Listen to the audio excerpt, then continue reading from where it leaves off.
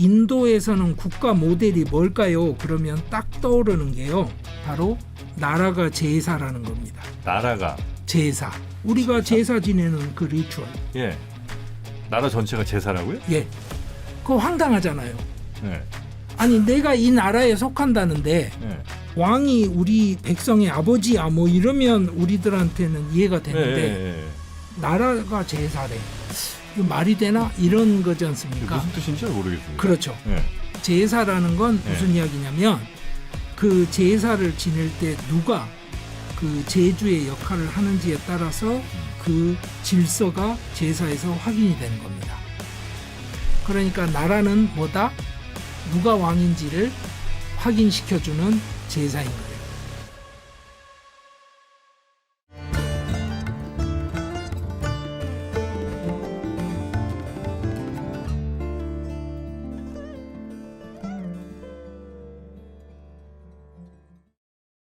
강성현 교수의 남아시아 인사이드, 오늘도 아주 흥미로운 인도 이야기 여러분께 전해드리겠습니다. 저는 정프로고요. 우리 강성현 교수님 자리해 주셨습니다. 어서 오십시오. 예, 안녕하십니까? 네, 반갑습니다.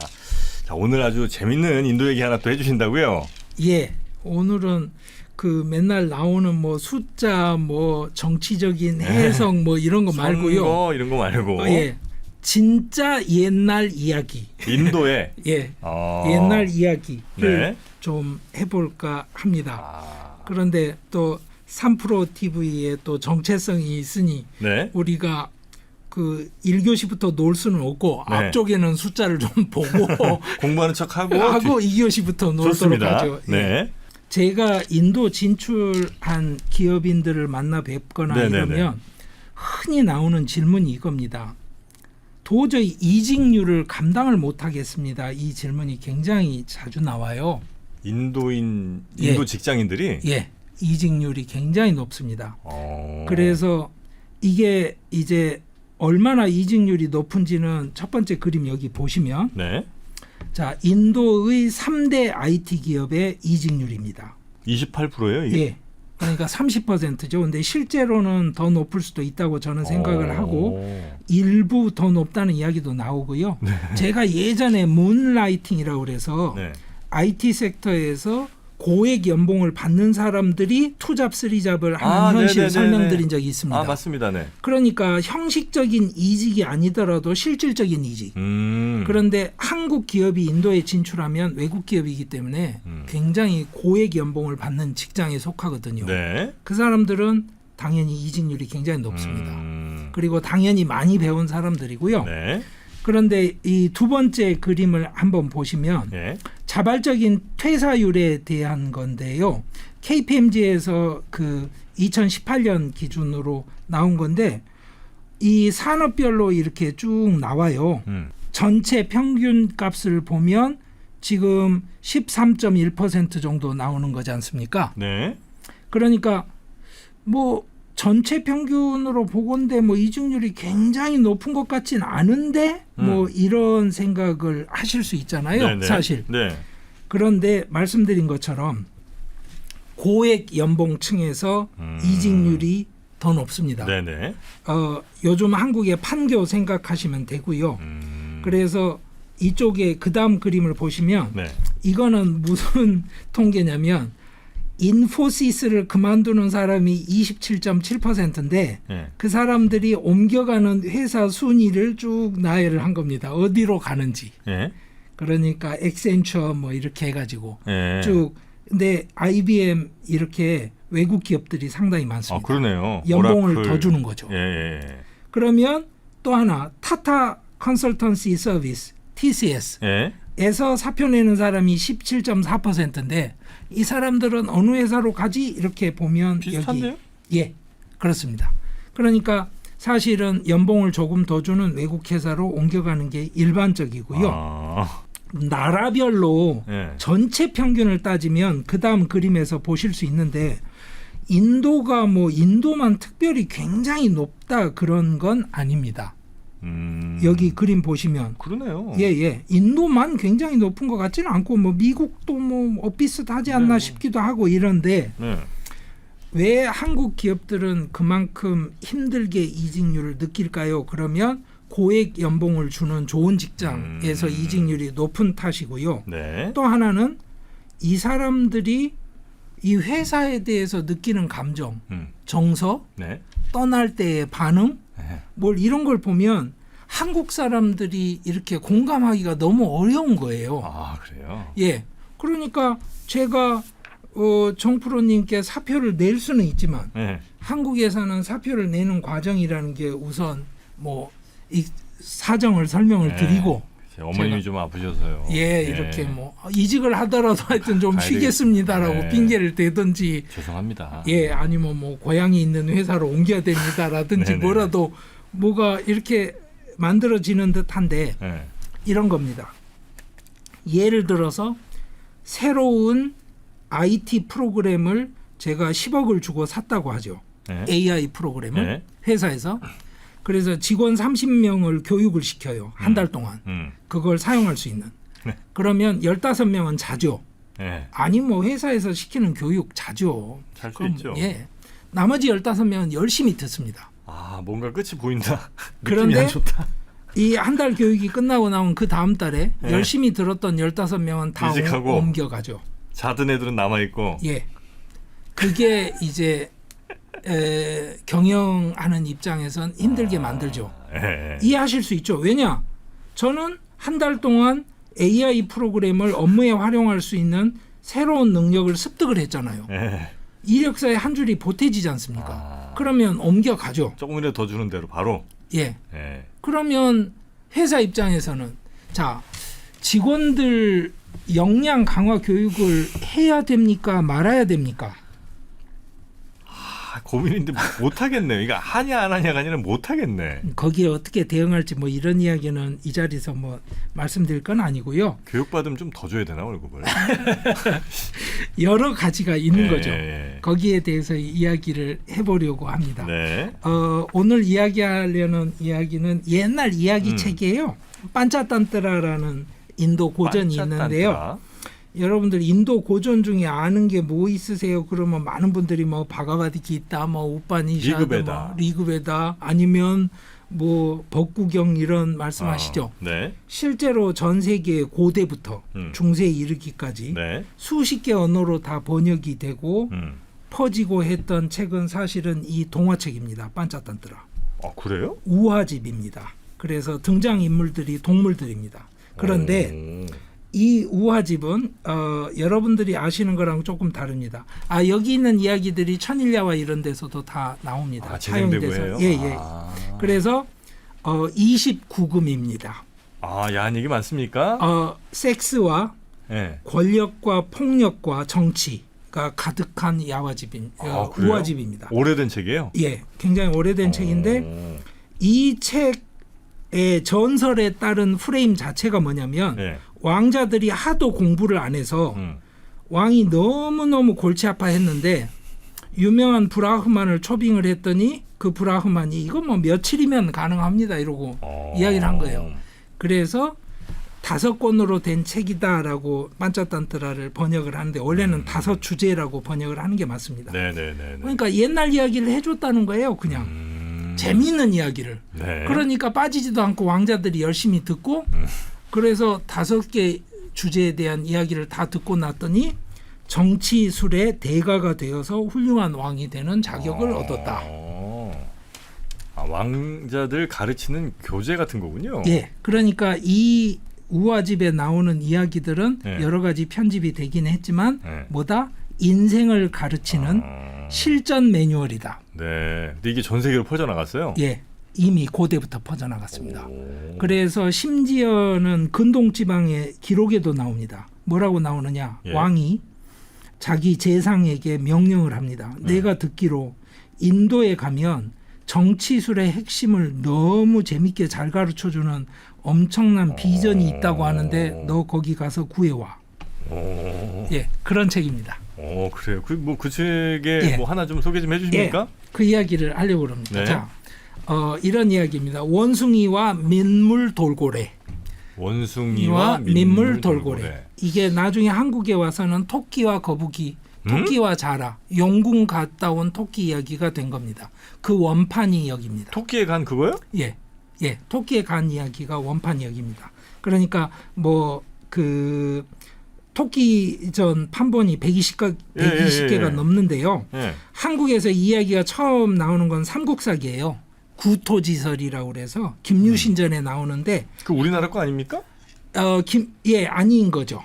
인도계 중국을 거쳐서 여기까지 온 겁니다. 아, 그래요? 예, 스토리는 이렇습니다. 김춘추가 백제를 어떻게 좀 해봐야 되겠는데 너무 힘들어서 예. 고구려를 같은 편을 만들어서 백제를 치려고 예. 고구려에 갑니다.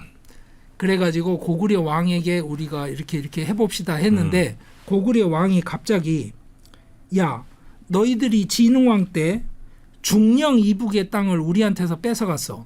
그거 반환해. 이렇게 돼버린 거예요. 네. 그러니까 김춘추가 뭐라고 대답을 할 수가 없잖아요. 그래서 아니 제가 신한데 왕도 아니고 국토를 어떻게 하겠다 대답을 못 드리죠. 이랬더니 야 이 녀석 갖다 구금해. 그러고 그냥 보내주지 마. 이렇게 된 겁니다. 그러니까 김춘추가 그 입장에서 그 이제 돈을 많이 써서 선도해라는 인물을 만났더니 선도해가 바로 그 용궁 다녀온 토끼 이야기를 해준 겁니다. 김춘추한테. 네. 그러고 갔어요. 아시겠죠? 그러고 갔습니다. 그랬더니 김춘추가 고구려 왕한테 가서 당연히 그 땅은 고구려에 돌려드려야죠. 제가 돌아가기만 하면 그렇게 만들어내겠습니다. 일단은 이렇게. 빠져나가야 되니까. 예, 그렇죠. 그래서 김춘추도 이 이야기로 인생을 배웠다.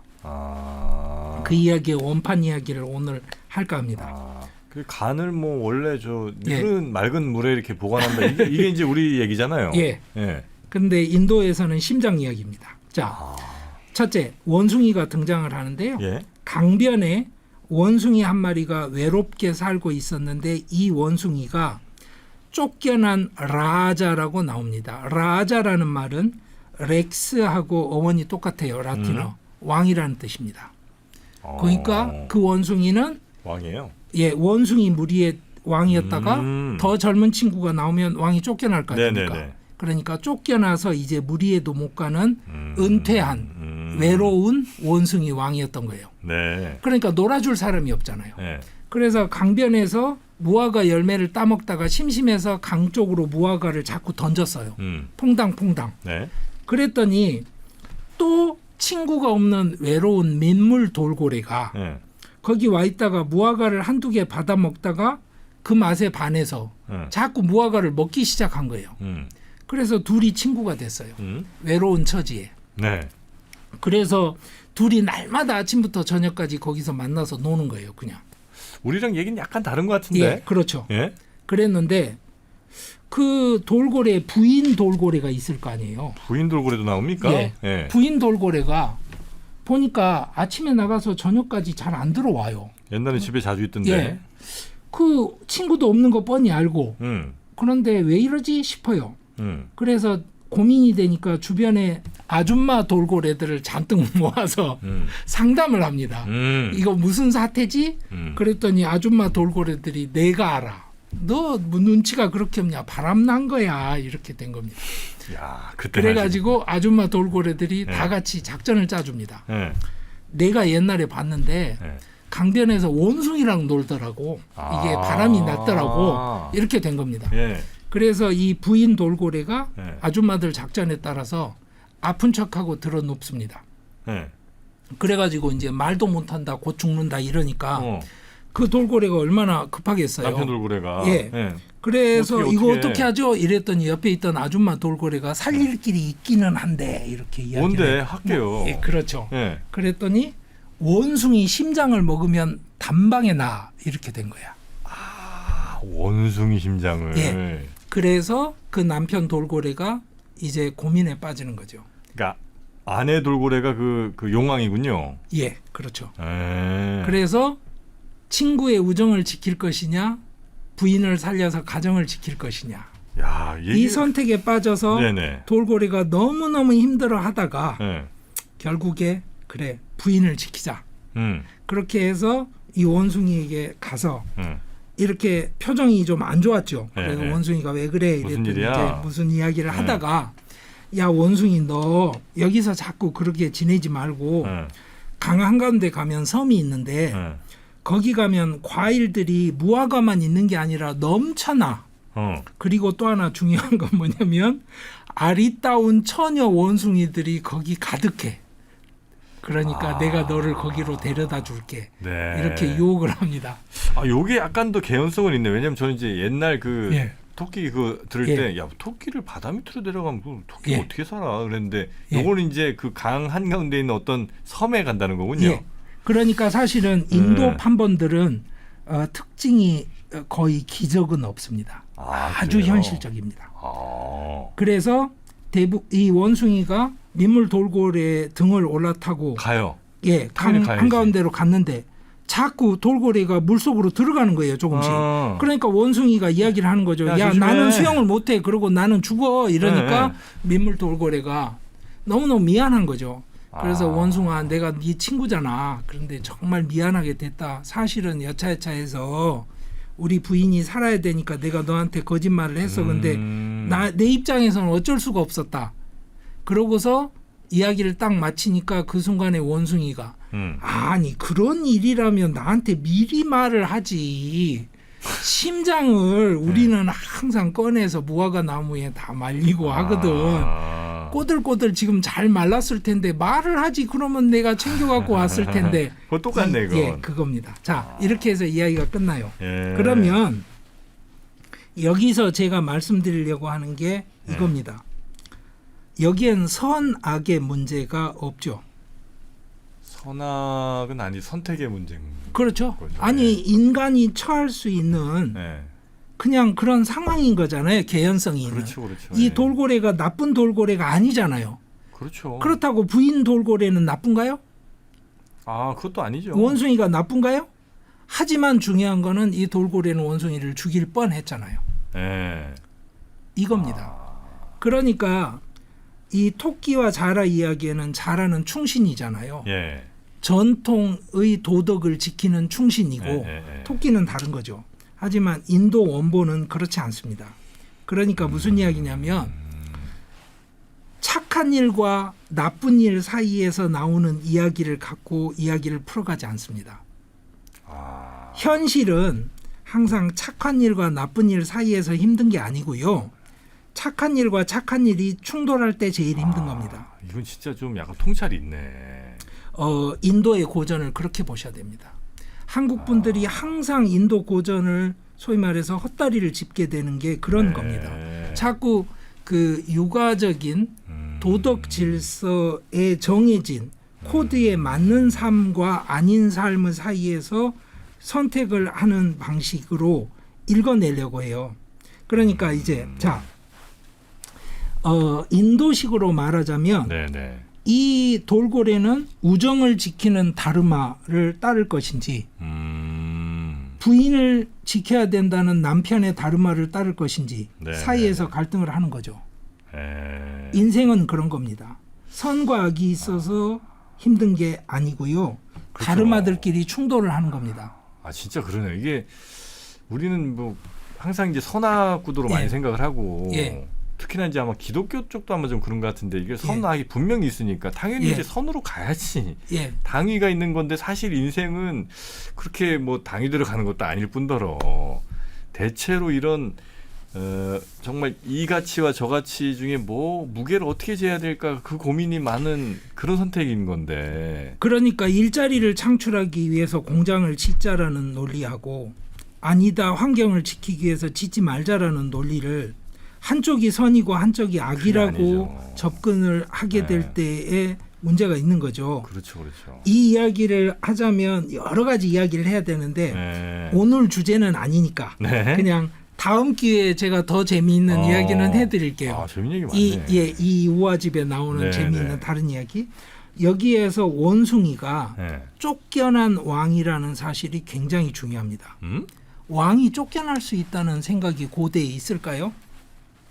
아, 왕이 쫓겨난다고요? 예. 왕은 대대로 왕 아니에요, 그냥? 그래서 제가 이제 설명을 드리다 보면 한국 분들이 정말 놀라는 게 이겁니다.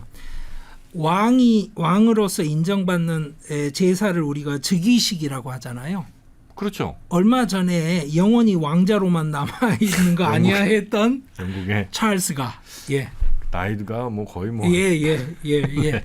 최장수 왕자 뭐 이렇게 그렇죠. 즉위식 하면서 이제 왕이 딱 공식적으로 되는 그렇죠. 거죠. 예.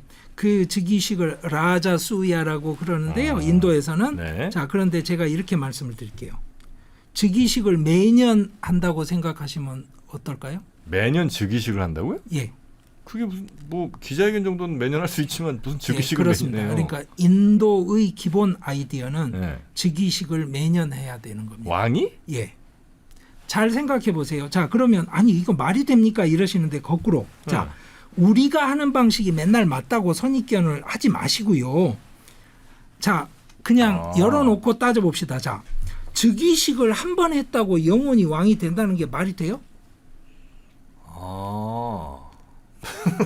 아니 왕도 어떤 네네. 때는 힘이 세고 어떤 때는 힘이 약하잖아요. 아 그렇죠. 주식시장하고 다를 게 없잖아요. 네네. 그럼 매년 주주총회 하듯이 아니 우리 회사가 훌륭한 회사면 매년 주주총회 해야죠. 주주총회 한 번 해서 우리 회사 훌륭한 회사예요. 끝. 평생 그렇게 갈 필요는 없죠. 아니 그게 말이 안 되는 거죠. 따지고 보면. 네. 그러니까 우리께 맞다고 생각하지 마시고요. 왕을 뽑는다. 예, 왕이 하는 즉위식이 반복이 돼야 된다라는 이 아이디어를 한번 생각을 해보세요. 그러면 왕의 권위라는 게 완전히 다른 거죠. 그렇죠. 그리고 이제 아까 리그베다 말씀하셨으니까 짧게 베다의 전통 이야기를 말씀을 드리자면 베다는 아주 힌두교 초기 형태인데요. 거기에서 그 왕이 즉위식을 할 때는요 이런 그 과정이 있습니다. 요즘 말로 치자면 직군 대표라는 게 있죠. 예. 그러니까 농업을 하는 사람 대표, 네네네. 뭐 대장장이 대표, 네. 뭐 목축업 대표. 그러니까 한국식으로 하자면 뭐 삼별 대표, 직능 대표 뭐 이런 예, 거. 직능 대표. 예. 그 대표가 되는 사람들 집에 다 찾아가는 과정이 한 번씩 있습니다. 왕이? 예. 즉위식 과정에 그 과정이 포함되어 있습니다. 그리고 그 사람들을 뭐라고 부르냐면 비쉬라고 불러요. 그 비쉬라는 말이 원래는 시족 구성원이라는 뜻인데요. 여러분들 브라흐마나 크샤트리아, 바이샤, 슈드라 이렇게 맨날 배우잖아요. 네네네네네. 그 바이샤라는 말이 비쉬에서 나온 말이에요. 생산 계급이라는 말이. 상인 뭐 이런 거. 예. 네. 그러니까 무슨 뜻이냐면 옛날에 있던 왕의 즉위식 안에는 뭐다? 직능 단체의 동의를 구하는 과정이 형식적으로 들어 있었다. 어찌 보면 굉장히 민주적이네요, 거기. 그래서 제가 드릴 수 있는 말씀 중에 하나는 이건 개인적인 의견입니다. 인도가 경제적으로 그렇게 힘들 때도 민주주의가 흔들리지 않았던 굉장히 큰 이유 중에 하나는 이 관념과 이 전통이 일부는 작용을 했다고 저는 생각을 합니다.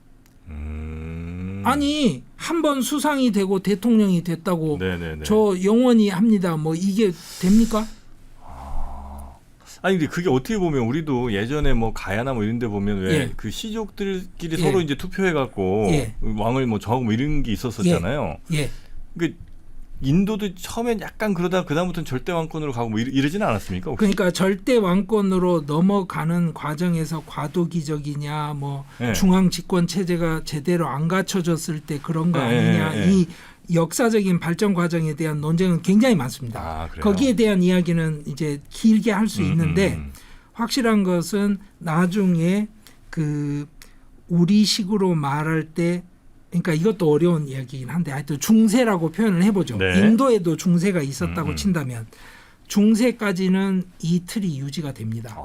그러니까 국가의 모양을 뭐라고 생각을 하는지가 핵심적인 차이인데요. 자, 우리는 육아 전통에 익숙하잖아요. 육아 전통은 이런 겁니다. 누군가가 다른 사람의 권위를 가장 저항감 없이 받아들일 수 있는 건 뭘까 물으면 딱 하나죠. 부모예요. 부모의 권위는 정서적으로 저항 없이 받아들이게 되어 있습니다. 물론 이제 요즘은 그것도 역할이 안 돼서 이제 어려운 경우 있지만 하여튼 일반적으로.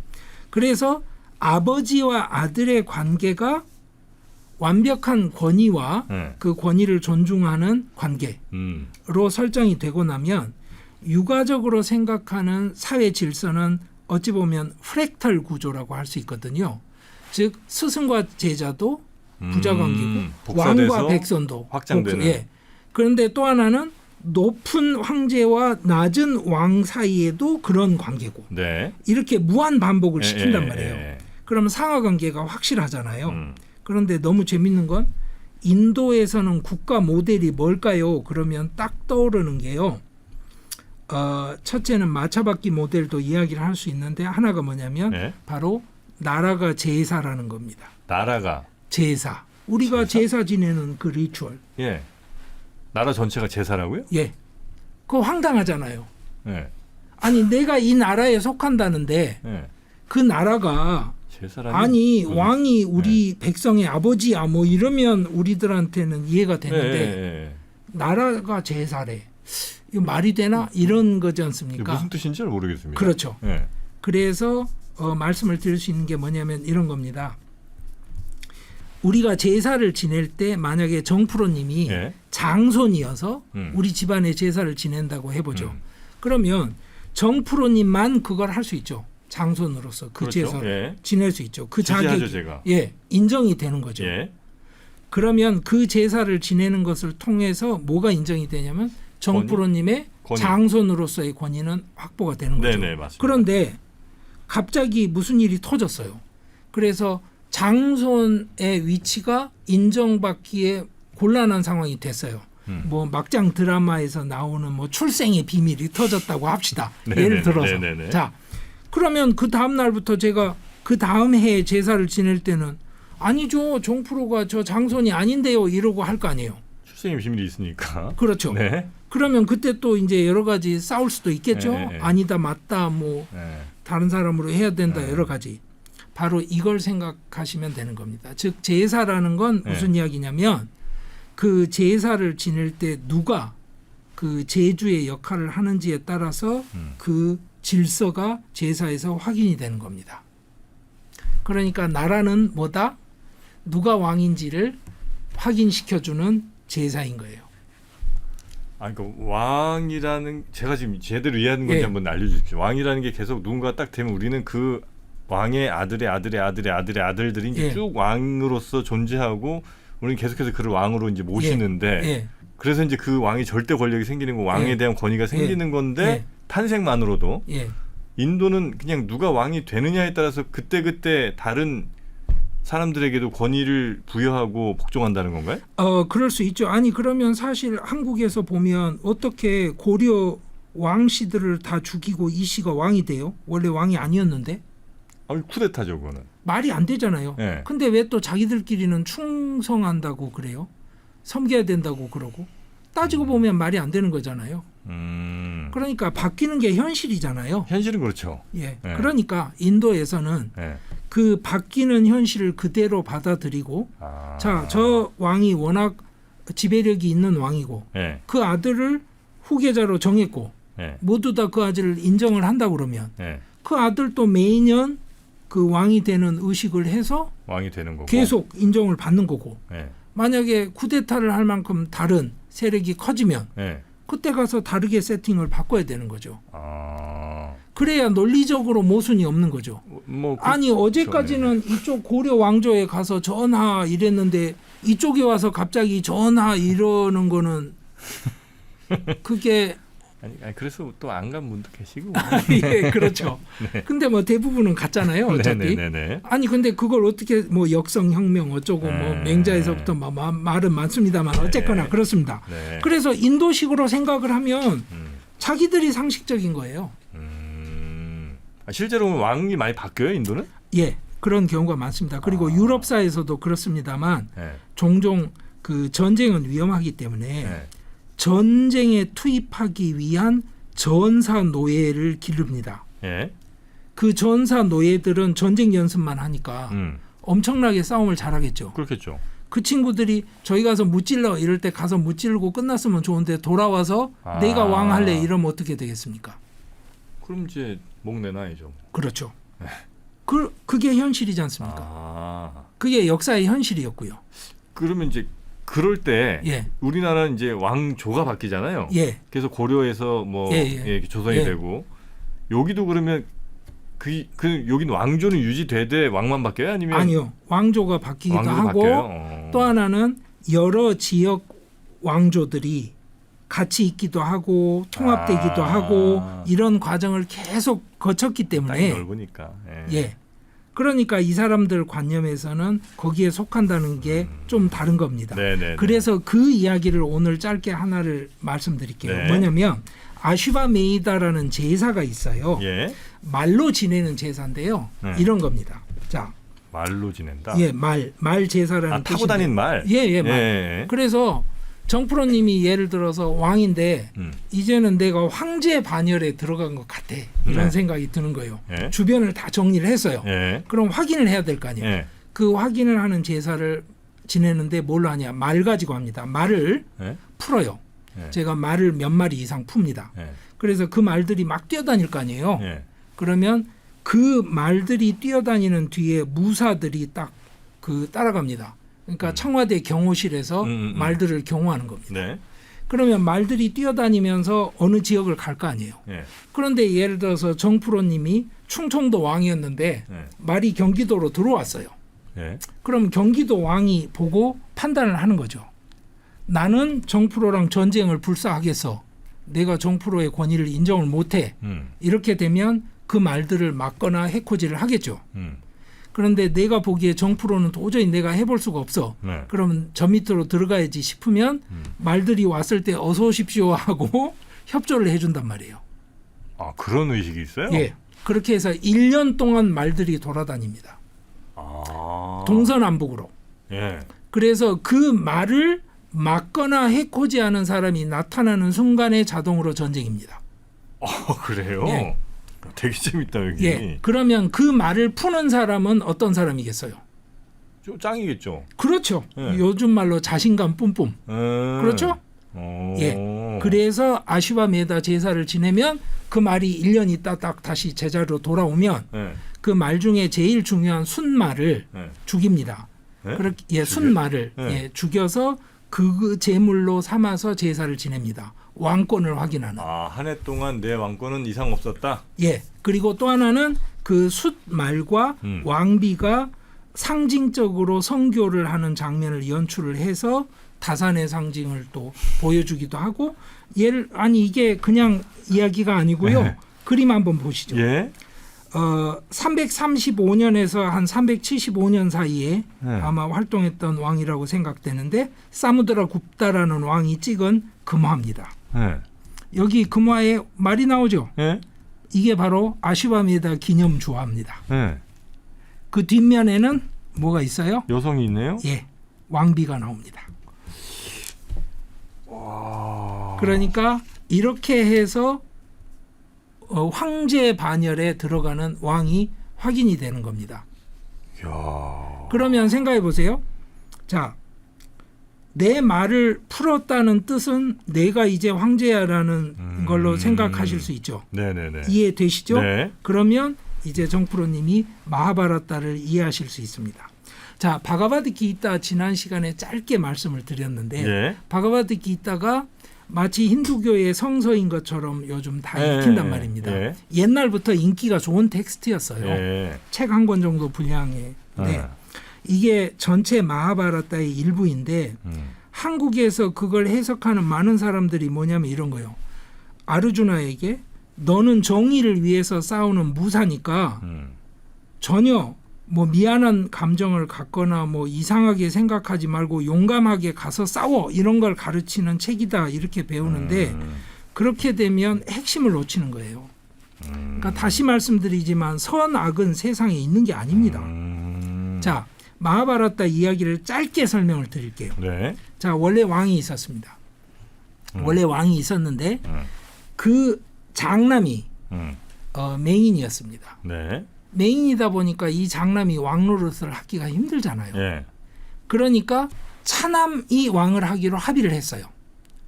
아, 뭐 그럴 수 있죠. 예, 그랬죠? 네. 오케이, 거기까지는 좋았어요. 예. 그랬는데 문제는 뭐냐? 차남도 아들들이 있잖아요. 예.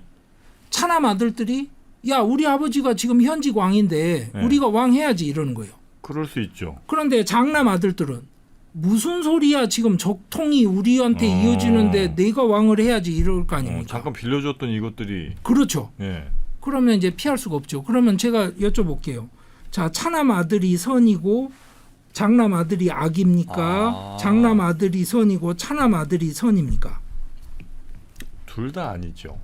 그냥 정치예요. 예. 그냥 인생에서 맞게 되는 문제란 말입니다. 그 민물 돌고래 문제처럼. 누가 강하냐의 문제겠죠. 뭐. 그럴 때 예. 합의를 했어요. 예. 어떻게 합의를 했느냐? 장남 아들이 왕을 하자. 예. 그래서 큰 땅 대부분은 장남 아들이 왕을 하는 걸로 합의를 하고 예. 대신 작은 땅 하나를 따로 떼서 예. 차남 아들이 왕을 하기로 하자. 이렇게 해서 이제 봉합이 됐습니다. 예. 그런데 중요한 건 이거예요. 차남 아들이 여럿인데 차남 아들 중에 장남에게 그 밑에 있는 동생들이 형 뭐 그럴 필요 있어요? 그냥 밀어붙여 자꾸 이야기를 해서 버립시다. 예, 그래서 아슈바메다를 하겠다고 나선 거예요. 말 풀어. 말 풀어. 네. 그렇죠. 이제 무슨 뜻인지 아시겠죠? 네. 아슈바메다 말 풀어. 그러면 말을 따라가는 게 경호실장이 따라가야 될 거 아니에요. 예. 그러니까 친동생들이 따라가죠. 자, 말에 누가 손대는지 우리가 볼 거야. 예. 자, 그러면 이 상황 어떻게 되나요? 뭐 싸우겠죠. 장남 아들도 뭐 가만히 있지 않을 거고. 그래서 전쟁을 하게 된 거예요. 그래서 바가바드 기타에는 바로 차남의 아들 중에 한 명인 아르주나가 주인공으로 등장을 하는 겁니다. 그런데 그 책을 읽으면서 네. 너는 정의로운 전쟁을 하는 거니까 그냥 싸워 이렇게 읽으면 완전히 헛다리를 짚는 거죠. 자꾸 흥부놀부 이야기를 만들지 말라고 제가 매번 이야기를 하는 겁니다. 인도 고전을 읽을 때. 근데 우리는 그 명분을 굉장히 중요하게 생각했던 것 같아요. 그러고 보니까 삼국지니 뭐 이런 거 읽을 때도 누구에게 적통이고 누가 명분이 있어서 그걸 이기게 응원을 우리가 스스로 나도 모르게 했는지 보면 예.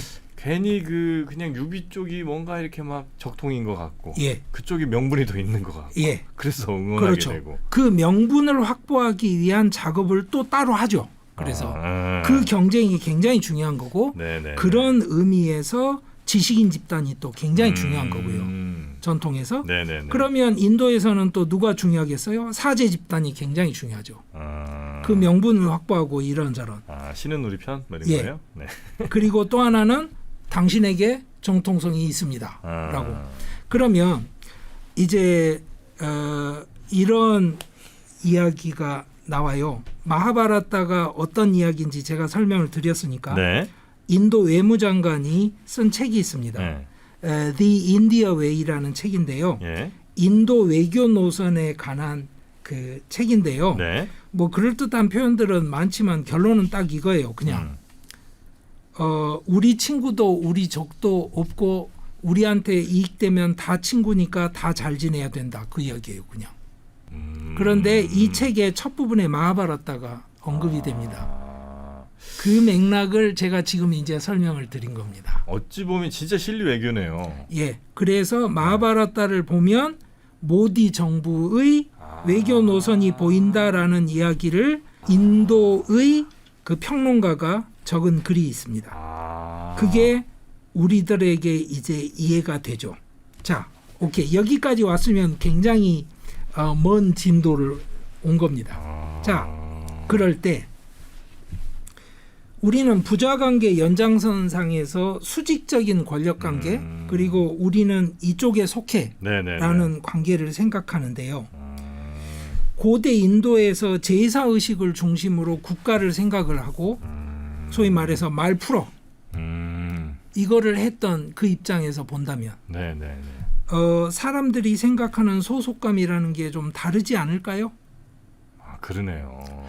그리고 또 하나 재미있는데요. 이제는 역사 연구를 많이 했으니까 그 굉장히 많은 자료들이 있는데 어떤 기록들은 어떤 왕이 말 풀어하는 아슈바메다 제사 의식을 뭐 수십 차례 지냈다는 기록들도 나옵니다. 그러니까 아니 황제가 됐으면 한번 말 풀면 되는 거 아니야? 그러는데 계속 풀어. 그게 아닌 거죠. 아니 내가 보여줄게. 지금 내가 말을 풀었을 때 어떻게 되는지 봐. 1년 동안 말들이 문제없이 다 돌아다니는지. 대신 그래서 대든다고 해서 저놈이 아주 천하의 나쁜 놈은 아니고 그냥 그 놈은 그냥 그렇죠. 자기 입장이 있는 거죠. 있는 거네요. 예. 그러면 전쟁을 해야 되는 거죠. 그건 피할 수 없죠. 말을 푼 입장에서. 이겨야 되는 것이고. 예. 지면 어쩔 수 없는 것이고. 그렇죠. 야, 아주 흥미로운데 인도 이 이야기가 오늘은 인도의 뭐 이직률로 시작해서 원숭이 돌고래에게 갔다가 왕이 예. 되는 과정에 인도의 외교까지 쫙 가는데 예. 이 관통하는 하나의 정신이 예. 좀 있네요. 예, 그러니까 내가 어디에 속한다는 것, 그리고 내가 이 회사를 떠나는 것이 좋은가 나쁜가의 판단이라는 게 돌고래처럼 생각을 해보시라고요. 그러니까 나는 가장으로서 뭐를 하는 게 무조건 맞아. 이건 선이고 그러면 친구를 배반해서 죽이는 거는 선인가요? 이렇게 물으면 아니지 않습니까? 그 인도 직장인들이 야 어떻게 회사 그래도 2년 다녔는데 그 뭐 돈 몇 푼에 딴 회사로 이직을 하냐? 정말 너는 은혜도 모르는 이렇게 생각해서는 절대 안 되고. 예. 그러니까 매일같이 출근하는 사장은 사실은 말 풀어 이거를 매일같이 하고 있다고 생각하셔야 됩니다. 그러네. 직원들 전체가 사장을 보고 사장이 이제 이걸 하고 싶어 하는구나. 우리가 이 프로젝트를 성공시켜야 되겠구나 라고 받아들이는지를 봐야 되죠. 그러니까 이제 마치 그 경제적인 경쟁을 자꾸 전쟁이라고 비유하는 거 좋지는 않은데요. 뭐 군사문화 잔재라고 하는 분들도 계시고 그런데 어쨌거나 사장은 그래서 날마다 아니면 한 달에 한 번은 아니면 주식총회 할 때마다 주주총회 할 때마다 말을 푸는 거라고 생각을 하셔야 되는 거거든요. 이 방식으로 사회적인 조직 질서를 생각하는 사람들의 관념을 생각을 해보시면 이 조직에서 저 조직으로 옮겨간 사람이 그러니까 과연 배반자로 낙인 찍히는 그런 문화일까? 지난번에 한번 제가 까르나타카 주선거 직전에 정당을 옮긴 정치인들도 이야기를 하고 했습니다. 그러니까 그 사람들이 생각하는 그 소속감의 논리는 우리가 생각하는 거랑 다를 수 있다는 거죠. 여기에는 굉장히 많은 추가적인 설명들이 들어가야 됩니다. 하지만 제가 이제 짧은 시간에 말씀을 드리려고 하는 건데, 그래서 그 직원이 이직을 고민한다고 하면 그 직원을 자라대하듯이 대하지 마시라는 거예요. 자라는 충신이잖아요. 그래서 자라가 해야 되는 결정은 용왕을 살리는 방법을 찾는 거잖아요. 우리가 대하는 인도 직원은 돌고래다. 돌고래이거나 원숭이거나. 예, 선악의 문제가 아니다. 야, 요거는 진짜 인도를 이해하는데 어찌 보면 제일 중요한 내용이었던 것 같아요 오늘. 그래서 도대체 인도 애들은 왜 이렇게 맨날 소속감도 없이 뭐 저렇게 그냥 말 하루만 지났는데 저렇게 막 쉽게 뒤집어 버리고 참 신뢰 안 가는 애들 이런 생각들 하시는 분들이 계실 텐데 그렇게 생각할 거는 어쩌면 우리의 너무 편견일 수도 있고. 예, 그렇죠. 그러니까 우리 방식의 사고. 제가 사실은 많이 놀랐던 게 즉위식을 매년 합니다라거나 자꾸 반복합니다라고 했더니 다른 분들이 너무 놀라시는 거예요. 그 놀란 반응에 제가 놀랐어요. 이게 우리하고 너무 멀구나. 그러네요. 그래서 사실은 오늘은 그 숫자나 데이터를 갖고 말씀드린 건 아니고 인도에 예전부터 있었던 전통이 있는 것 그리고 이거는 팩트로 확인이 되는 것들이니까요. 말씀을 드렸던 것이고 이걸 근거로 한번 그 인도 사람들이 생각하는 소속감을 한번 생각을 해보시라는 거예요. 그리고 그 소속감에 관한 걸 자꾸 단순화된 카스트, 뭐 이쪽 카스트니까 어떻고 뭐 카스트가 아니면 어떻고 이런 식으로만 판단하지 마시고요. 그 문화 코드 안에서 소속감을 지키고 의사결정을 해야 되는 사람들이 배우는 것이 무엇인지. 그리고 바가바드 기타를 자꾸 학교에서도 정규 과정 안에서 가르치려고 노력하는 이 사람들이 받는 교육의 내용이 무엇이겠습니까? 자, 차남의 아들인데 장남의 아들들, 사촌 형들을 가서 죽여야 돼요. 그러니까 차마 하고 싶지 않은 거예요. 야, 어떻게 왕이 되는 것도 좋지만 우리 형이 정권을 잡는 것도 좋지만 그래도 이건 아니지 않나? 이 순간에 신이 나타나서 가서 싸워라. 그걸 신이 크리슈나 신이 나타나서 가서 싸우라고 가르치는 겁니다. 그러니까 이 아르주나는 자꾸 주저하면서 이 상황을 벗어나는 인도 전통적인 방법은 뭐겠습니까? 출가죠, 출가. 출가를 해버리면 사회적으로 사망 선고가 끝나니까 그 상황에서 벗어나 버리는 거죠. 그런데 바가바드 기타에서는 재표현식으로 하자면 이런 겁니다. 하수가 출가를 하고 고수는 출근을 한다. 그걸 가르치는 거거든요. 그거를 현대 인도인들이 바가바드 기타에서 배우는 겁니다. 그러니까 뭐 나중에 기회가 되면 제가 바가바드 기타 이야기는 다시 한번 말씀을 드릴게요. 근데 한번 고민하는 단서로 삼아 보시면 좋을 것 같습니다. 네. 뭐 늘 좋았습니다만 저는 오늘 정말 너무 좋았습니다. 예. 진짜 오늘 이 내용으로 저는 인도의 외교도 꽤 많이 제가 좀 아직은 뭐 모르지만 그래도 꽤 많이 이해를 좀 하는데 도움이 좀 많이 된 것 같습니다. 예, 다행입니다. 아유, 고맙습니다. 우리 강성현 교수님이었고요. 앞으로도 계속해서 재미있는 인도 이야기 좀 부탁드려도 되겠죠? 예. 네, 함께해 주셔서 대단히 고맙습니다. 예, 감사합니다. 이 마니푸르 주의 위치가 미얀마랑 국경을 접하고 있는지 그런 것 같네요. 네. 예, 인도는 미얀마를 왜 이렇게 이중적으로 관리를 할까요? 그거는 바로 미얀마의 뒤에 누가 있냐면 중국이 있기 때문이죠. 미얀마가 지금 중국에 달라붙었으니 우리는 미얀마를 포기하자 이럴 수 있느냐? 그게 안 되죠. 인도 입장에서. 그렇다고 뭐 미얀마 상황이 지금처럼 계속 갈 거냐? 만약에 바뀌게 되면 또 어떻게 이야기가 달라질지 모르니까 할당제 이야기로 끝나는 정도면 간단한 이야기인데 이게 소위 말해서 수십 년간 쌓여있는 불만의 폭발이기도 하고 또 하나는 그 배후에는 동남아 연합과 중국까지 끼어드는 외교 국제 외교도 같이 걸려 있습니다. 그래서 그 두 가지를 오늘 말씀을 드리려고 하는 겁니다.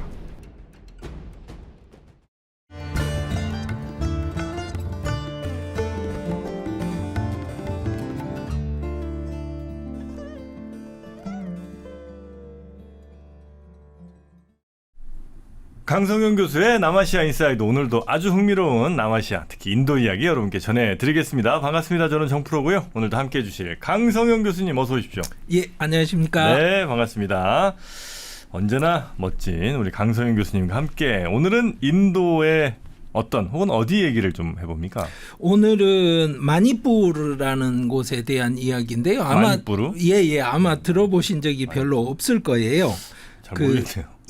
인도에서도 그러니까 좀 심한 표현으로 하자면 인도 사람들 대부분이 오지라고 생각하는 곳. 인도에서도 오지. 그러니까 자기들이 오지라고 생각을 하죠. 그리고 사실은 인도 주류 사회에 뭐 영향을 미친다거나 뭐 이런 곳은 전혀 아닌 곳인데 이곳이 뭐 국제 정세에서도 상당히 중요할 만한 그래요? 곳이고 사실은 그런데 또 하나는 그곳에서 지금 폭력 충돌 사태가 나가지고요.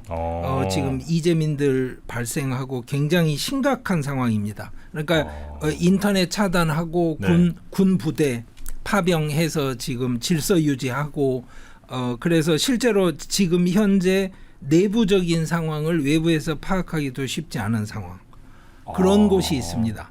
군까지 출동했어요? 꽤 됐습니다. 네. 그 이야기를 해볼까 합니다. 알겠습니다. 마니푸르는 뭐 사실 솔직히 저도 이제 처음 들어본 것 같고 뭐 하는 데인지도 잘 모르겠고 그렇죠. 인도 어디 있는지도 모르겠습니다. 그렇죠. 그림 한번 보시죠. 여기 빨갛게 표시된 부분이 바로 마니푸르 주입니다. 진짜 외딴지 곳이네. 인도에서 중국과 대결을 할 때 굉장히 예민한 곳이 이 동북부 지역으로 연결되는 아주 가느다란 연결점이 있죠. 여기 지도에 네네네네네. 보시면 거기를 실리구리 회랑이라고 그러고요. 예. 사람들 일반적으로는 닭목이라고 부릅니다. 닭목. 네네네. 그래서 여기를 차단을 해버리면 사실은 인도 동북부 지역은 인도 본토와 연결이 막힙니다. 네. 그리고 지금 이 마니푸르 주의 위치가 미얀마랑 국경을 접하고 있는 그런 것 같네요. 네. 예. 그리고 옛날에 영국 식민지 시절에는 네. 인도와 미얀마가 함께 그 브리티시 인디아에 같이 속해 있었습니다. 그러다가 먼저 이제 미얀마가 나간 거고요. 네. 그래서 이쪽은 산악 지역이고 사람들도 다릅니다. 그러니까 저희 한국 사람 비슷한 외모를 한 사람들이 살고요. 아, 그래요? 예, 언어도 티베토 버먼, 그러니까 티베더나 버마어하고 가까운 언어를 쓰는 지역이고, 이러니까 사실 우리가 아는 인도하고는 굉장히 거리가 멀죠. 아, 좀 전형적인 동아시아 분들 얼굴 생김새가 비슷하군요. 아세안 생각하시면 됩니다. 저희들이 뭐 베트남이든 어디죠, 네네네네. 미얀마든 이런데 그 관광 가서 뵙는 마니푸르라는 이름은 사실은 머니라는 말이 산스크리트어로 보석이란 뜻이에요. 그리고 뿌라가 원래 도시라는 뜻이니까 마니푸르 그러면 보석의 도시. 뭐 잘 사는 동네였었어요 옛날에? 아니요. 그건 아니에요? 옛날 왕국 이름이 마니푸르였습니다. 근데 네. 사는데 문제가 없죠. 왜냐하면 고산 지역 사이사이 계곡에 물이 있고 쌀 농사가 가능한 지역이니까 실제로 뭐 굉장히 살기 어렵고 척박하고 네. 뭐 히말라야처럼 이런 곳은 아닙니다.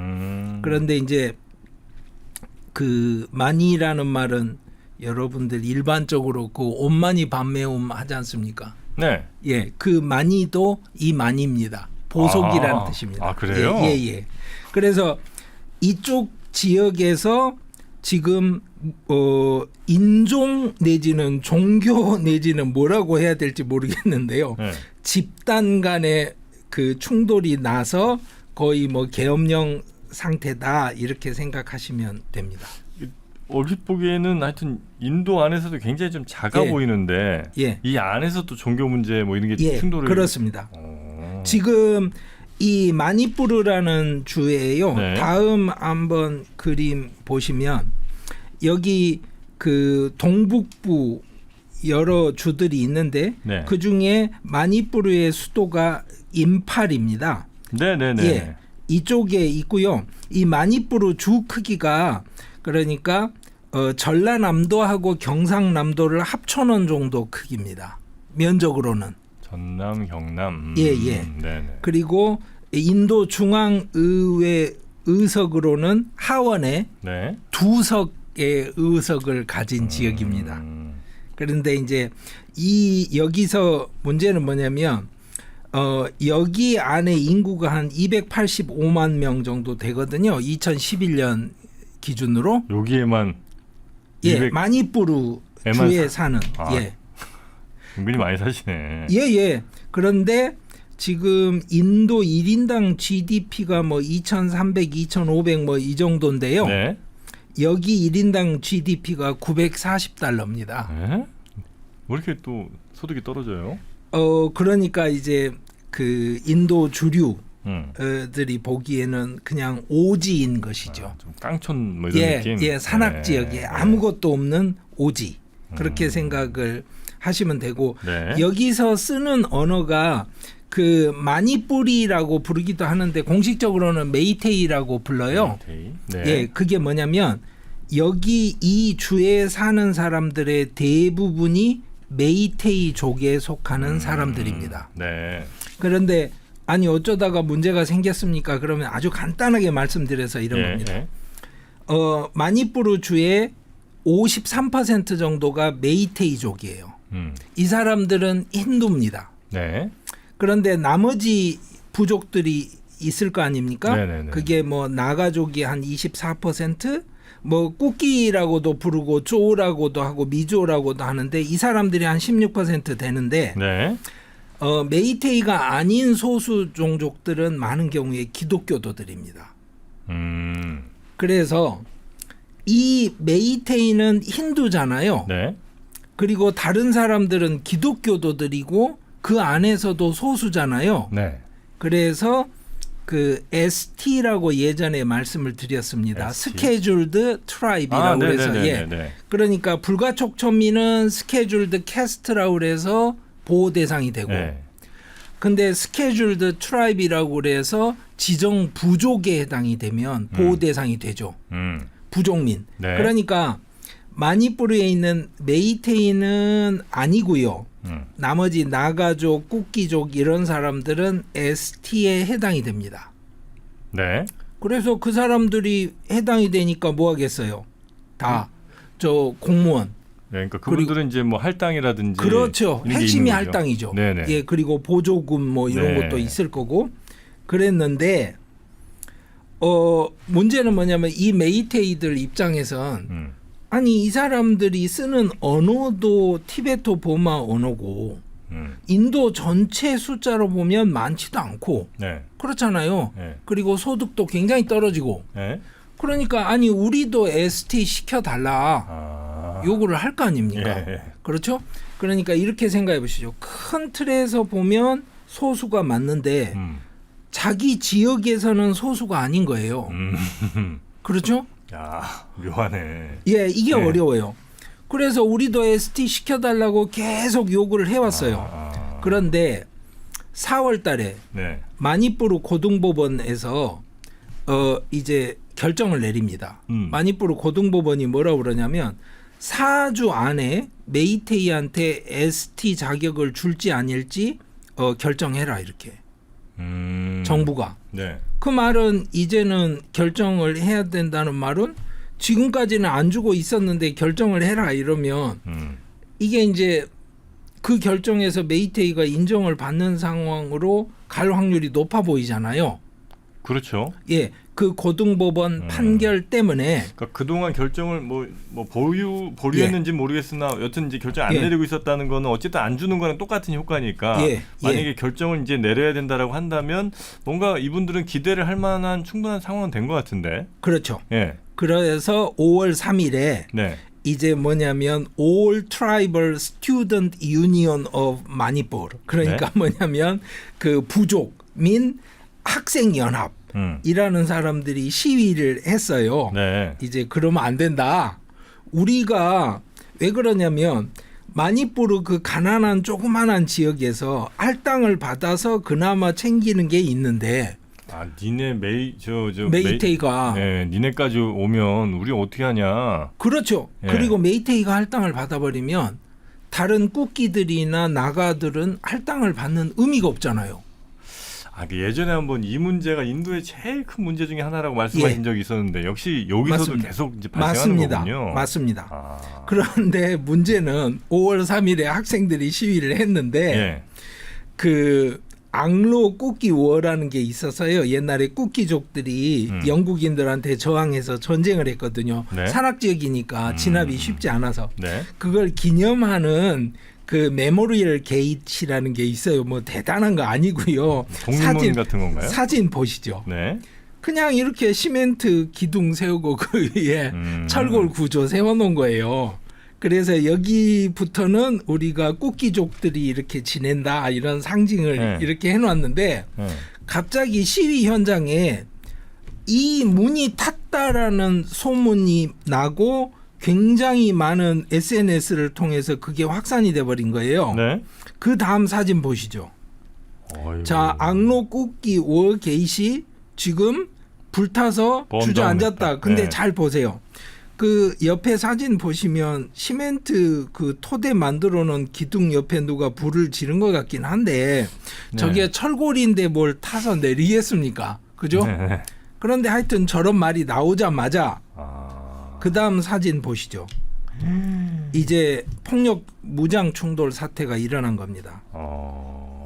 그러고 나니까 그 다음 사진 보시면 군인들이 나서서 네. 이제 이 사람들 좀 진압은 아니고 처음에는 이제 뭐 어떻게든 뭐 설득도 하고 여러 가지를 했죠. 네.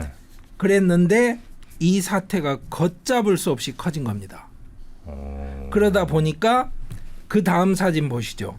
여기 있는 사람들이 지금 자기 마을이 불타고 사람들 죽고 이러니까 피난을 가야 되잖아요. 그러니까 마을에서 피난을 와서 지금 이렇게 여기는 군대나 경찰이 관리하는 보호소입니다. 보호소라는 게 네. 따로 뭐 있는 건 아니고요. 그냥 거기 거적 깔고 앉아서 피해 있는 겁니다. 지금 이제 이렇게 막 집 불타고 나온 분들이 메이테이 쪽 분들이에요? 아니면 그 반대쪽에 계신 분들인 거예요? 바로 그게 이제 질문인 거죠. 그러니까 무슨 말이냐면 네. 이 상황을 외부에서 이해하기가 쉽지가 않은 겁니다. 간단하게 말씀드리면 이래요. 자, 산악 지역이니까 계곡에 사람이 살 수 있는 면적이 많지가 않습니다. 그렇겠죠. 그렇죠? 네. 그러면 그쪽에 모여서 사는 사람들이 주로 메이테이들이에요. 그러니까 소위 말해서 읍내에 사는 사람들이 메이테이들이에요. 뭐 그렇겠죠. 예. 그런데 이 사람들이 이제 다수족이잖아요. 네. 그런데 이 다수족들은 뭐냐면 면적 10% 안에 거의 60%의 인구가 모여 사는 상황이 돼버리는 거예요. 그러니까 이 사람들은 너무 불만도 많죠. 그런데 그 안에서 폭동이 일어나면 그 10% 면적 안에 있던 마을에서 다른 데로 빨리 피해야 되는 거예요. 왜냐하면 꾸끼들, 특히 꾸끼들이 이제 굉장히 많이 그 뭐라 그래요? 무장 충돌 전면에 나섰는데요. 예. 왜냐하면 그간 메이테이들한테 우리 너무 당했다 이건데 그런데 자 그런 상황이면 그러면 메이테이가 희생자냐 이렇게 물으면 네. 자 읍내에 사는 게 아니라 산에 사는 거예요. 다른 사람들은 그러니까 면적이 90%에 산다 이렇게 말을 하면 너희들은 넓은 데 살잖아 이렇게 말을 할 수가 없잖아요. 사실은. 그럼 살만한 땅이 아닌. 그렇죠. 우리는 힘든 데 산다. 네네네. 그런 거잖아요. 네. 그리고 거기에 인구가 40%가 사니까 네. 야 너희들은 편한 데 앉아서 거기 자리 잡고 이렇게 갑질하면서 사는데 우리는 힘든 곳에 살고 이렇게 사는데 왜 이래 이런 겁니다. 그런데 마침 메이테이가 갑자기 ST 지위까지 인정을 받는 상황이 온다고 그러면 네. 이건 아니지 이게 이제 폭발을 했는데 이게 단지 그렇지 않다는 걸 오늘 말씀을 드리려고 하는 겁니다. 또 그렇지가 않습니까? 예, 그러니까 뭐냐면 할당제 이야기로 끝나는 정도면 간단한 이야기인데 네. 이게 소위 말해서 수십 년간 쌓여 있는 불만의 폭발이기도 하고 또 하나는 그 배후에는 동남아 연합과 중국까지 끼어드는 외교, 국제 외교도 같이 걸려 있습니다. 여기에요? 예. 그래서 그 두 가지를 오늘 말씀을 드리려고 하는 겁니다. 외교가 껴들 필요는 별로 없는 것 같은데. 그러니까요. 예. 예. 우선 제가 이 정치 상황을 좀 말씀을 드릴게요. 다음 그림 보시면 네. 작년입니다. 작년에 마니푸르주 선거가 있었습니다. 그러면 이 선거에 지역구가 있을 텐데 지금 마니푸르 주의회가 의석이 60개입니다. 그러니까 과반을 하려면 31석이 필요하죠. 네. 그런데 작년에 그 32석을 BJP가 얻었습니다. 과반했네요. 예, 과반을 했죠. 그러니까 지금 모디 총리가 이끄는 BJP가 그 과반을 장악을 한 겁니다. 그러면 여기 그림에서 지금 두 번째, 세 번째로 나오는 NPP, INC, JDU 이건 뭐냐? INC는 아시는 그 간디 네루 집안의 전통을 잇는 콩그레스. NPP나 JDU는 NPP는 2012년에 분당으로 생겨난 당이고요. JDU는 자나타 달인데 가로 열고 유나이티드라고 쓰는. 지난번에 말씀드렸죠. 인도 정당 이름 중에 뒤에 괄호가 붙어 있으면 분당에서 만든 당이다. 예, 2003년에 네. 예, 만든 지역 정당 성격이 강한 당들입니다. 자, 그런데 이 선거에서 또 드러나는 게 주의회 60석 중에 19석이 ST에게 할당이 되어 있습니다. 그렇지 않습니까? 소수 민족들이 많이 사니까 그 사람들한테 할당을 해줘야 되죠. 그러니까 19석을 꾸기나 나아가 같은 기독교도들이 받게 되죠. 그러면 아니 메이테이가 보기에는 그거는 선거가 아닌 거죠. 자기들끼리 그냥 정해놓고 하는 거잖아요. 그냥 3분의 1 가량을. 예. 그리고 40석 가지고 싸우는 건데 실제로 이 선거 결과에 40석이 일반적으로 오픈해서 이제 선거를 치르는 건데 이걸 제너럴이라고 그럽니다. 네. 인도에서는 할당하고 상관없는 건 무조건 제너럴이라고 불러요. 그런데 메이테이가 39석을 차지를 했습니다. 숫자가 많으니까요. 네. 인구가 많으니까. 그러면 자 보십시오. 메이테이 입장에서는 아니 60석 중에 19석을 할당을 해가지고 가져가는데 이게 맞냐 이러는 거고 다른 입장에서는 야 제너럴이 40석인데 39석을 메이테이들이 차지를 하는데 이런 선거 하면 뭐하냐 너희들 주에 앉아서 자기들 마음대로 하지 않느냐 이래서 무슨 이야기냐면 주 정부 예산을 모두 다 메이테이들만 쓴다는 거예요. 뭐 그럴 수 있겠네요. 그러니까 네. 그 말이 무슨 말이냐면 임팔이 아까 그 주 수도라고 그랬잖아요. 네. 그 임팔 계곡 부분에만 계속 예산이 투입이 된다는 거예요. 그러니까 소위 말해서 읍내에만 예산을 쓰고 면 단위에는 예산 안 준다는 거죠. 그러니까 한마디로 말해서 모두들 불만인 거죠. 뭐 그렇겠네요. 예. 이 상황이 오다가 예. 지금 말씀드린 것처럼 첫째 인터넷부터 차단을 합니다. 지역에 심각하게 폭력 사태가 나서 질서 유지가 안 되면 그러니까 사실은 SNS든 뭐 다른 방식으로 현지 상황을 파악하기가 쉽지가 않은데요. 언론 보도는 6월 2일까지 죽은 사람만 75명이라는 보도가 있고요. 네. 6월 21일까지 100명 이상이 죽고 300명 이상이 다쳤다는 보도도 있습니다. 그러니까 그 소수 민족들이 메이테이를 공격한 거예요? 주로 메이테이를 공격을 했고요. 그러니까 네. 소수 민족들 가까이 들어와 있는 메이테이 마을을. 그러면 메이테이들은 또 가만히 있겠습니까? 보복하겠죠. 그렇죠. 그래서 메이테이들이 또 소수 부족 마을을 공격해서 불지르고. 그래서 지금 문제는 불탄 건물에 대한 보도가 1,700채라고 나옵니다.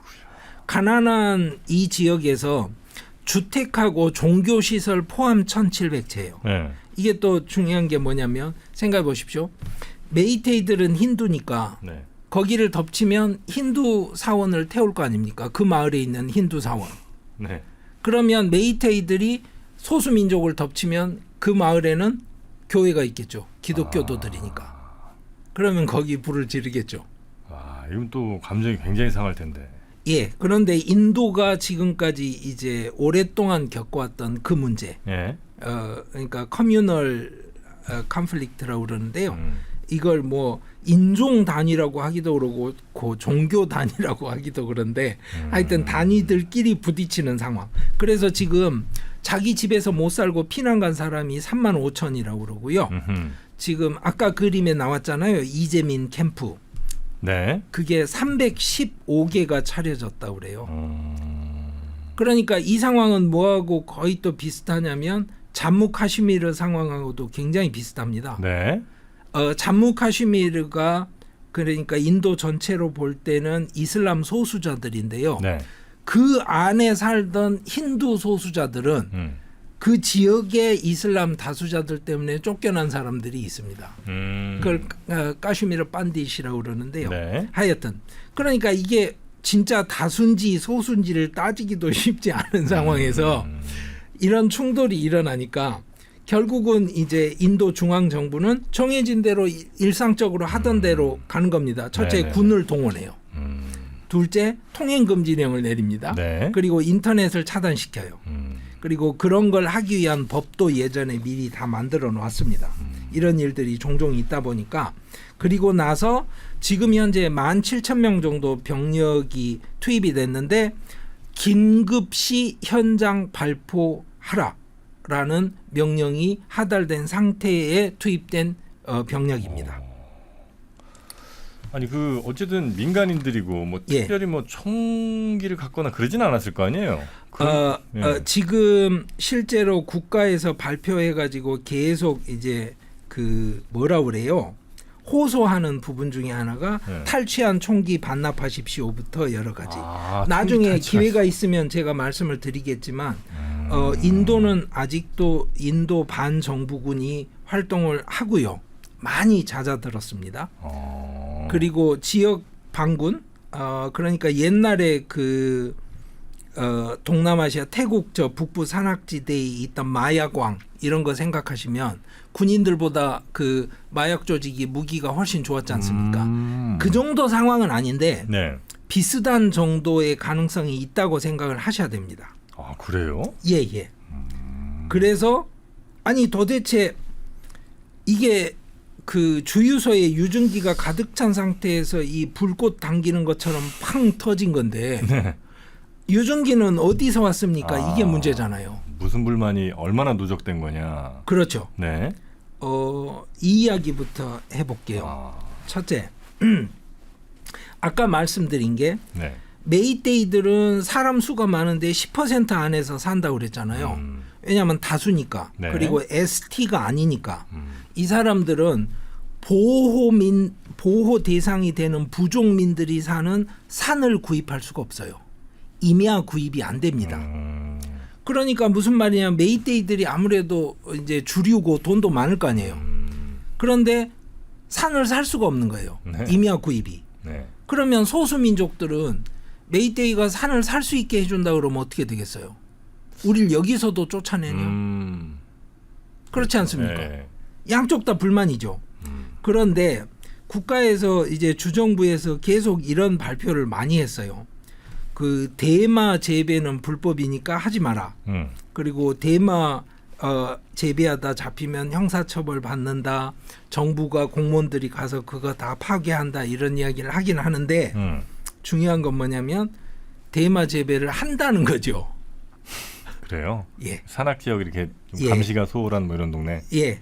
그리고 아주 거기가 대마 재배하기 좋은 지역이죠. 아 그래요? 생각해 보시죠. 미얀마 국경 지역이라고 제가 말씀드렸지 않습니까?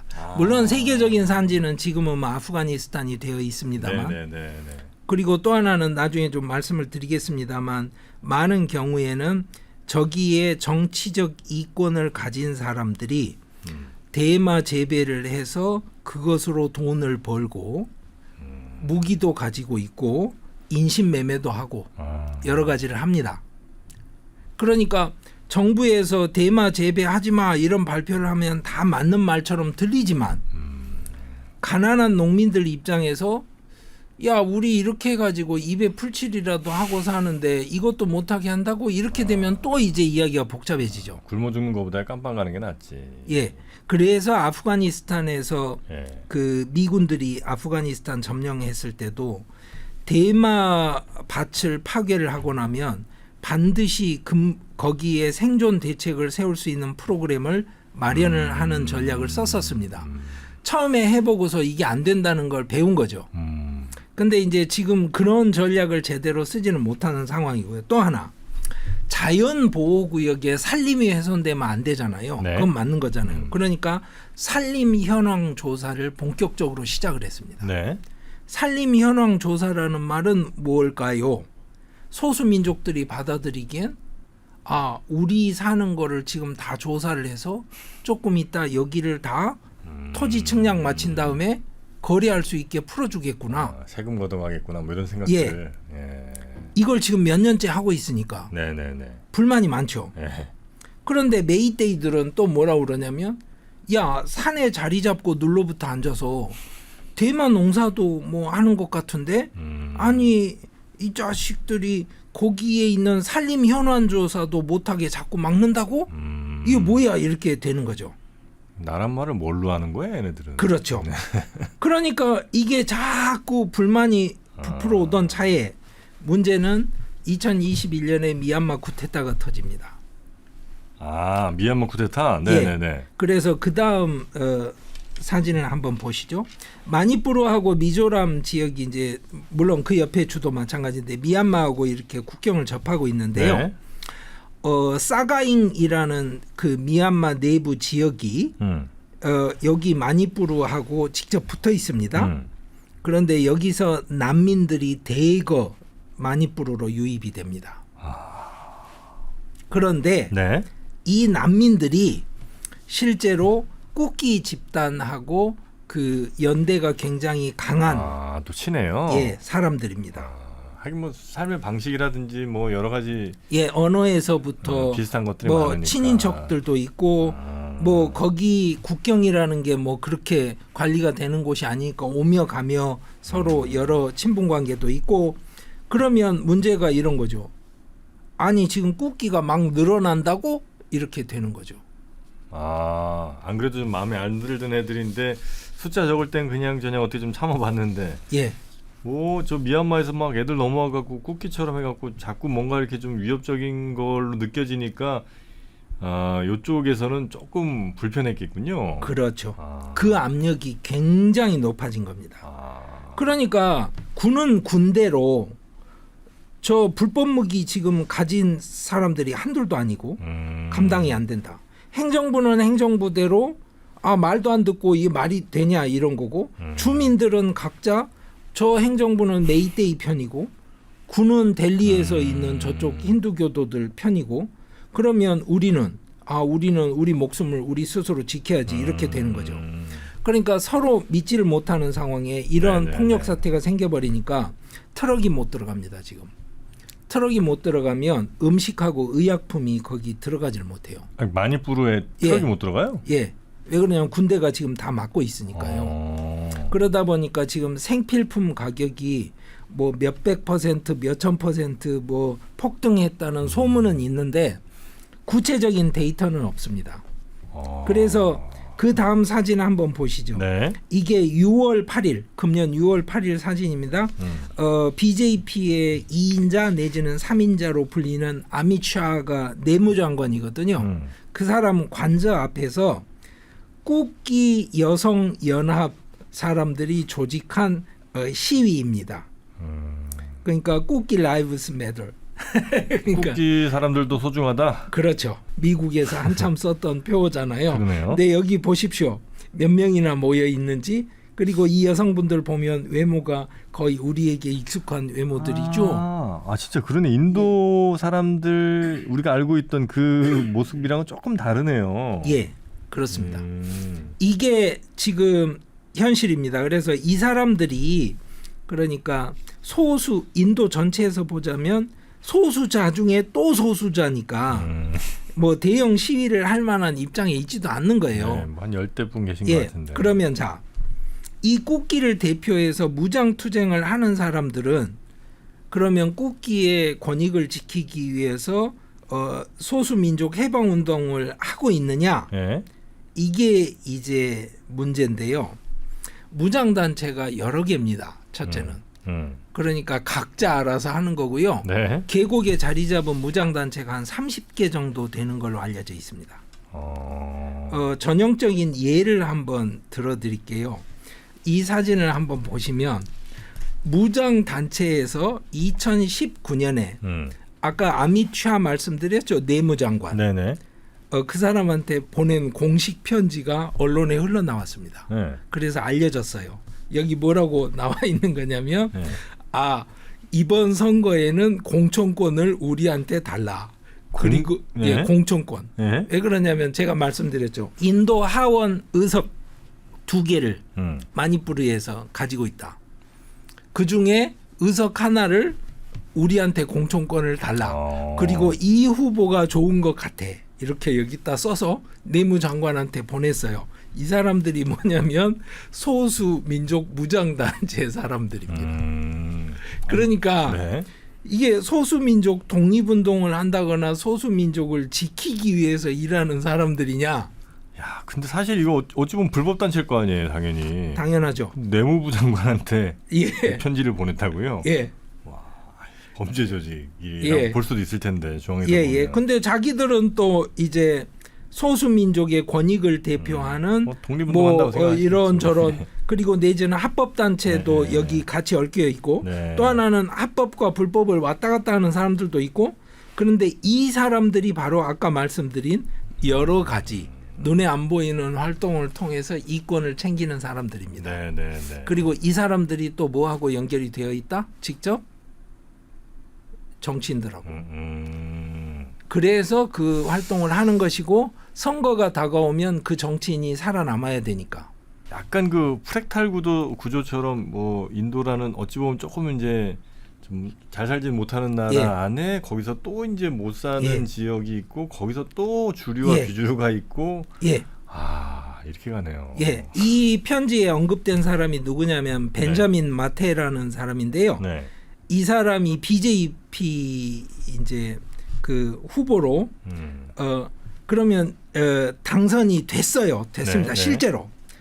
그래서 이 편지 때문에 된 거냐 이러면 이야기가 복잡한데요. 이렇습니다. 선거를 치러서 다른 사람이 당선이 됐습니다. 그랬는데 허위 진술서를 근거로 해서 법원에 소송이 걸렸고 법원이 최종적으로 당선 무효형을 내리면서 네. 이 사람이 지금 의원이 됐습니다. 그럼 뭐 이게 보궐선거 같은 걸 한 거예요? 아니요. 그러니까 당선 무효형이 돼서 그 다음 차점자. 예. 그래요? 그래서 법원 판결이 이 사람을 당선자로 확정한다. 이렇게 된 겁니다. 네네. 그러니까 방금 정프로님 말씀하신 겁니다. 그 안에 또 뭐가 있고 또 뭐가 있고 또 뭐가 있는데 네. 어느 쪽이 어느 편이고 어느 쪽은 뭐 정치인이고 어느 쪽은 뭐 아니고를 따질 수 있습니까? 이렇게 물으면 거의 불가능하죠. 네네. 그러니까 이건 선악의 구도로 따질 수 있는 내용이 아닌 거죠. 혼돈의 인도. 맞습니다. 예. 맞습니다. 그래서 그 아까 여쭤보셨는데 아니 이런 동네에서 이런 이야기 나오는데 무슨 외교 문제가 또 뭐 걸립니까? 이런 그것까지는 진짜 어떻게 연결되는 거예요? 그게 외교 전략 중에는 굉장히 드문 경우인데요. 네. 성공적이라고 인정을 받았어요. 아세안이 커졌지 않습니까? 한국도 베트남, 인도네시아 지금 굉장히 중요한 파트너가 됐지 않습니까? 신남방정 지금 예, 그런 걸로. 그렇습니다. 네. 그래서 이제 재집권을 하면서 네. 룩이 아니고 액트로 바꿉니다. Act East Policy. 네네. 그러니까 옛날에 했던 것보다 더 할 거야. 이렇게 해서 바꿔놨는데 네. 동남아를 뭔가를 한다고 그러면 뭘 합니까? 그러면 예를 들어서 다음 그림 한번 보시죠. 네. 제가 모레라는 도시 말씀드렸죠. 네. 그 모레에서 도로를 연결을 시켜가지고 미얀마를 가로질러서 만달레이 지나서 태국까지 연결을 시키면 야 이게 뭔가 되겠는걸 뭐 이런 그림을 그 당시에는 구상을 했었습니다. 네네네. 그래서 그 밑에 사진 보시면 뭐 허름해 보이긴 합니다만 이게 모레라는 도시의 관문입니다. 써있네. 웰컴 예. 투 모레. 예. 그리고 그 아래 보시면 이게 미얀마 인도 우호 친선의 길 뭐 이런 거. 그러니까 정말 아직도 미개발 상태라는 게 분명하죠. 네네. 근데 지금까지도 그 철도 연결이 제대로 없습니다. 마니푸르에. 그리고 인도 미얀마 무역이 네. 97년, 98년에 한 1억 6,300만 그 달러, 그러니까 980억 루피였는데 네네. 2014년에 1,310억 루피 정도예요. 그러니까 커진 건 맞는데 크게 커지지도 않았고요. 네. 또 하나 미얀마 인도 무역이 커진 건 다 해상으로 커졌습니다. 이쪽으로 뭐가 왔다 갔다 한 게 없는 거예요. 네. 그러면 아니 이런 상황이 왜 반복되지? 그러면 굉장히 큰 것 중에 하나가 마니푸르 현지 사람들이 받아들이기엔 마니푸르 지역의 인프라를 확장하면 그걸로 돈을 다 델리 사람들이 벌어갈 거다 이렇게 생각합니다. 그래요? 예. 이게 인종적으로까지도 차이가 있다 보니까 인도 집권 엘리트들이 이쪽 지역 사람들에게 왜 인도 사람으로 살아야 되는지에 대한 확실한 정체성 구축을 못 해주고 있는 겁니다. 그런데 네. 문제는 이거예요. 미얀마 군부 쿠데타 이후에 그 사가잉부터 이쪽 미얀마 쪽에서 5만 명 이상이 국경을 넘어서 들어왔어요. 네. 다음 그림 보시죠. 이게 뉴욕타임스 보도 그림인데요. 지금 미얀마 난민이 지금 인도 국경을 넘어서 들어가는 모습입니다. 그런데 잘 보시면 그냥 뭐 어디 뭐 철책을 넘고 뭐 하는 거 아니고 네. 마을 사람들 왔다 갔다 하는 다리. 그러네. 뭐 좁은 그냥 나무다리 같은 거. 예, 나무다리 그냥 건너서 가는 거잖아요. 네. 그 말은 뭘까요? 사실은 안 막았다. 그러니까 인도 입장에선 첫째, 목소리를 세워서 미얀마 군부에 압력을 넣는 일은 하지 않습니다. 네. 왜냐? 미얀마 군부가 그나마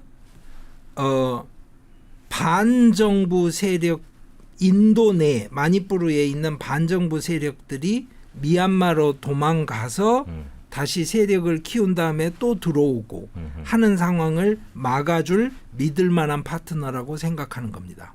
네, 네. 미얀마 군부가 무너져 버리면 아. 그것마저도 안 될 거라고 생각을 하는 겁니다. 지금 파키스탄이 당하고 있는 문제죠. 파키스탄 반정부 세력이 아프가니스탄 쪽으로 넘어가서 네. 좀 쉬다가 다시 힘 좀 차리면 또 파키스탄 쪽으로 넘어오고. 그나마 미얀마에 저 독재자라도 하나 있는 게 군부 독재라도 하는 게 일단은 인도 동북부 쪽에 그 뭔가 치안이라든지 뭐 이런 걸 그래도 좀 지키는데 유리하다. 예. 네. 예. 그런데 내놓고 우리는 군부를 적당히 인정할 거야 이런 말을 또 할 필요는 없지 않습니까? 네네네. 그렇다고 해서 군부 편을 들기는 또 쉽지가 않지 않습니까? 그러면 이때 어떻게 한다? 이거죠. 미얀마 쪽에서 군부의 그 탄압을 피해서 도망오는 난민들을 그냥 안 막는 거예요. 뭐 오라 말라 말을 하는 게 아니고 그냥 안 막는 수준으로. 그렇게 해서 인도가 미얀마를 적당한 선에서 관리를 하는 거죠. 그러면서도 앞으로 미얀마가 민주화가 된다거나 상황이 바뀌면서 뭔가 아세안 안에서 제대로 자리를 잡고 네. 경제 발전을 시작할 때는 미얀마에 올라타야 되죠. 그렇죠. 인도 입장에선. 네. 그 다음 그림 보시죠. 바로 이겁니다. 이게 5월 9일자 보도입니다. 무슨 이야기냐면 시트웨라는 항구를 실제로는 인도가 개발해서 인도가 투자해서 만들어낸 겁니다. 바로 그냥 바다 건너 직선으로 가면 꼴까따에 직접 연결이 됩니다. 어. 그래서 처음으로 시트웨 항구가 제대로 작동을 시작했다. 그래서 꼴까따에서 시트웨까지 이제 화물이 움직였다. 이 보도를 한 것이 23년 5월 9일입니다. 그러니까 5월 3일에 그 마니푸르에서 그 이제 무력 충돌이 일어나고 얼마 안 있다가 생긴 보도입니다. 그러면 이 그림을 보시면 인도가 미얀마를 어떻게 생각하고 있는지 잘 보실 수 있죠. 네네네. 그런데 물밑으로는 그러니까 난민들을 받아주는 방식으로 나름대로의 상황 관리를 하는 거죠. 그런데 그것이 누적이 되면서 마니푸르 현지에서는 이제 지역적인 그 생존 압력이 높아지고 네네네. 그래서 집단 간의 무력 충돌까지 넘어간 것인데 그러면 인도는 미얀마를 왜 이렇게 이중적으로 관리를 할까요? 그거는 바로 미얀마의 뒤에 누가 있냐면 중국이 있기 때문이죠. 그거 뭐 국제적으로 다 알려진 사실이고요. 그러면 미얀마가 지금 중국에 달라붙었으니 우리는 미얀마를 포기하자 이럴 수 있느냐? 그게 안 되죠. 인도 입장에선 관리를 해야 됩니다. 그렇게 하면 바보 같은 거죠, 뭐. 예, 맞습니다. 네. 그렇다고 뭐 미얀마 상황이 지금처럼 계속 갈 거냐? 만약에 바뀌게 되면 또 어떻게 이야기가 달라질지 모르니까 뭐 반중 정부라도 좀 들어서면 또 그때 확실히 인도 편으로 만들 뭐 이런 것도 미리미리 조금씩 해놔야 되고. 그렇죠. 네. 그리고 군부가 예를 들어서 군복 벗고 네. 뭐 어떤 방식의 유화 조치를 취하면서 다른 방식으로 이제 민주화 과정에 일정 정도 떠밀려 가는 모습을 취할지 아닐지는 또 봐야 되는 거고요. 네네네. 어쨌거나 미얀마라는 곳을 관리를 하면서 이 아세안 국가들하고의 협력 구조를 강화를 해야 할 필요가 인도에게는 있고요. 구체적으로는 이게 이제 중국까지 걸려 있는 네네네. 문제다 보니까 인도가 예. 겉으로 보이지 않는 이중 행보를 여기 외교 전선에서 하고 있는 겁니다. 그러니까 처음 뭐 들어보지도 못한 동네 얘기를 왜 해주시나 했는데 물론 이제 그 사건 자체로도 꽤 이제 큰 폭력 사태이긴 합니다만 예.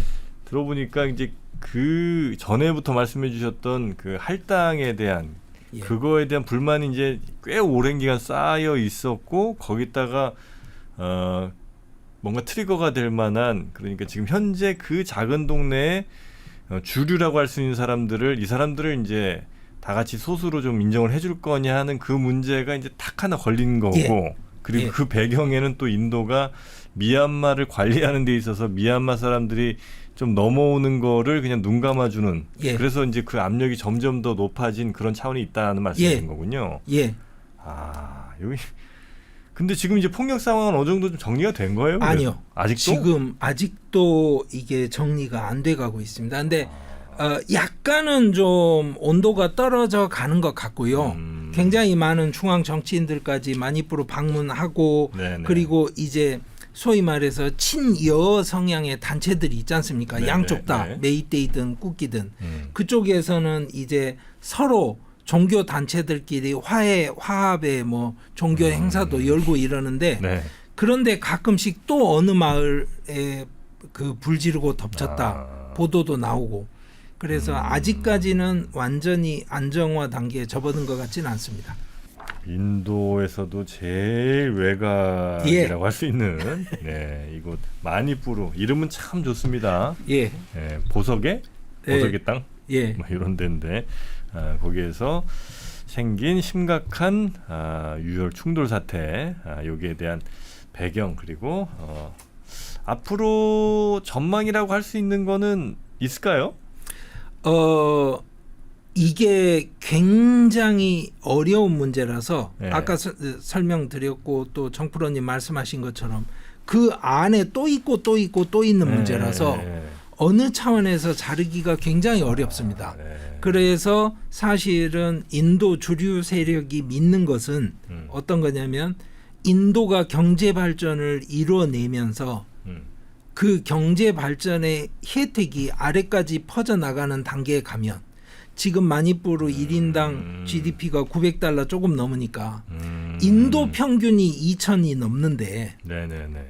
최소한 마니푸르가 1인당 2,500, 3,000 뭐 이렇게 가는 상황까지만 간다고 해도 조금 나아질 텐데. 이 사람들도 인도인으로서의 정체성을 받아들이고 그리고 전통적인 이 구조 소위 말해서 인종과 종교가 한 단위로 얽혀서 굴러가는 이 구조가 자본주의적 그 시장 경제 논리 안에서 해체되고 하는 과정이 일어날 거다. 그런데 그것이 시간이 걸리니까 지금 할 수 있는 최선은 터지지 않게 막고 그 상황에서 잘 관리를 하고 시간을 번 다음에 네네. 뭔가 좀 나아지고 나면 그 다음에 해결이 될 거다. 이런 식으로 접근을 하고 있는 거라고 보입니다. 네.